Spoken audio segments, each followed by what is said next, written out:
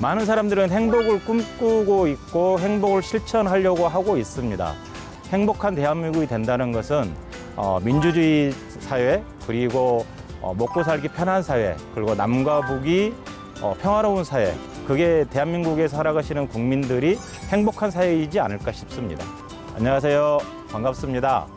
더불어민주당 소속 광주광역시 북구갑 국회의원 조호섭입니다. 반갑습니다.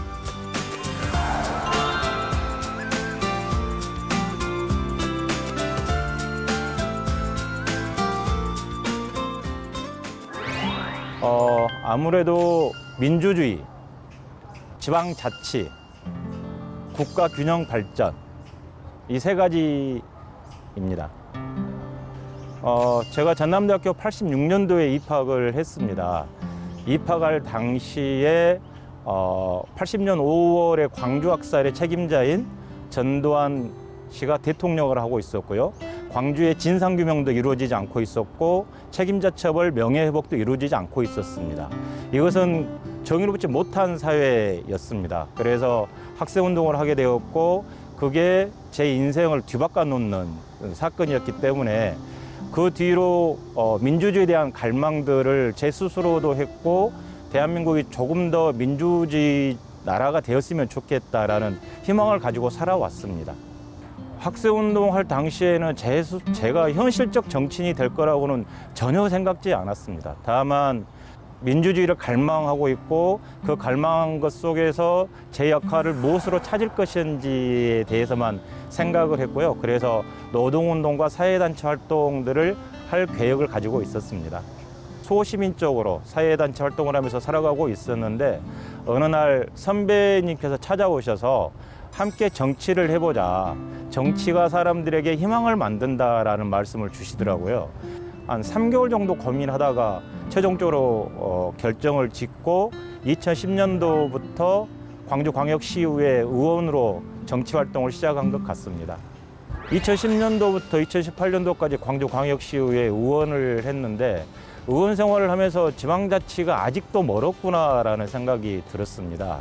지방정부라고 이야기함에도 불구하고 재정에 대한 부분들도 2할밖에 되지 않고 조례를 제정하는 데 있어서도 지방자치법에 의해서 상위법령에 의해서 조례를 만들어야 되는 경우 등등 보면 지방자치를 표방을 하고 있지만 지방자치가 제대로 실현되지 않고 있었다는 것을 몸소 느꼈고요. 지난 20대 국회에서 중앙정부에서 지방자치법 전면 개정안을 내세웠습니다.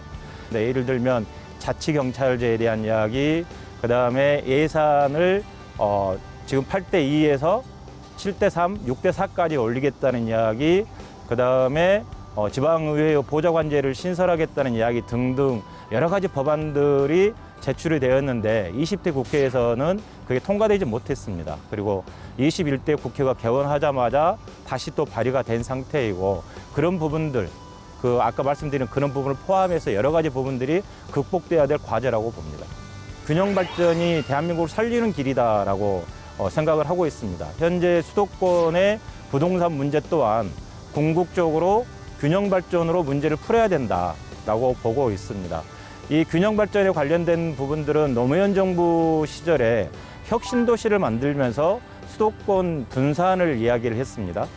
세종에 행정특별시를 만들고 그다음에 10개의 혁신도시를 만들어서 수도권이 집중되어 있는 공공기관을 이전시키는 사업들을 했습니다. 문재인 정부 들어와서 다시 혁신도시 시즌2라는 이름을 걸고 사업을 실시하고 있습니다. 이 혁신도시 시즌2는 지역에 내려가 있는 혁신도시의 정규 여건을 보다 더 좋게 만들어서 공공기관만 이전하는 게 아니라 기관에 근무하신 분들도 내려가서 살 수 있도록 만드는 여러 가지 교육환경, 의료환경 등을 만드는 것이고요.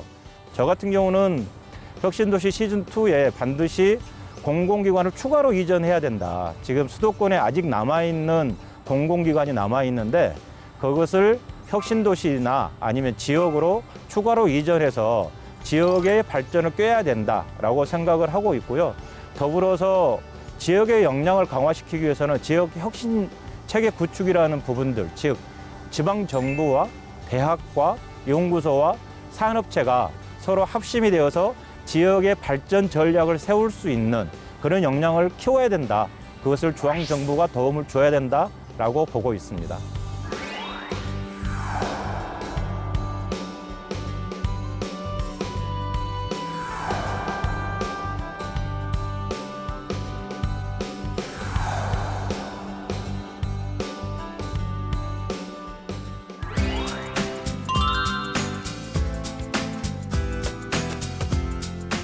아까 말씀드린 것처럼 많은 사람들의 행복을 추구하고 있습니다.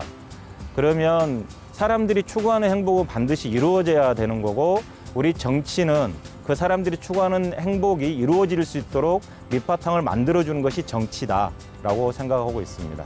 지난 4.15 총선에서 가장 많이 들었던 단어가 싸우지 마라, 일 좀 해라라는 이야기였습니다.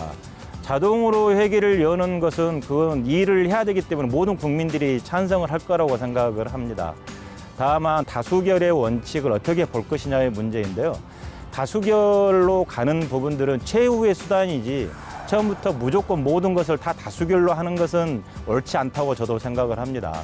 소수의 의견들이 무시되지 않고 소수의 의견들이 존중되는 사회가 민주주의 사회라고 생각을 하고 있기 때문에 무조건적 다수결은 저도 반대를 합니다.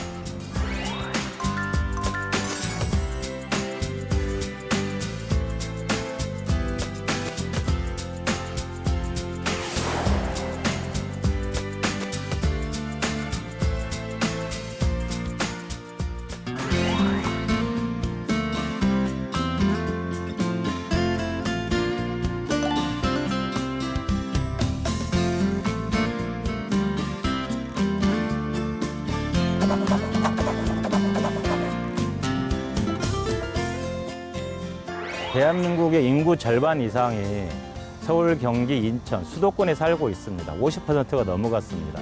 그리고 대기업들의 거의 대부분이 수도권에 있습니다. 즉 수도권의 집중화 현상은 집값 상승, 여러 가지 문제 등을 발생시키고 있습니다. 이렇게 되어서는 대한민국이 발전할 수 없습니다. 수도권의 분산 정책, 즉 지역이 보다 더 강해지고 지역이 보다 더 발전할 수 있는 대한민국을 만들어 가야 되는 게 미래의 대한민국이 강해지는 나라가 될 거라고 생각을 합니다. 그래서 균형 발전은 반드시 필요로 한 거고요. 이 균형 발전을 하기 위해서는 혁신도시가 만들어져 있는 부분들에 대해서 보다 더 사람들이 살기 편리하게 만드는 부분들도 필요하고, 아까 말씀드린 것처럼 지역의 역량들을 강화시킬 수 있는 여러 가지 방안들도 필요로 할 겁니다. 그래야만이 대한민국이 더욱 발전할 수 있다고 봅니다.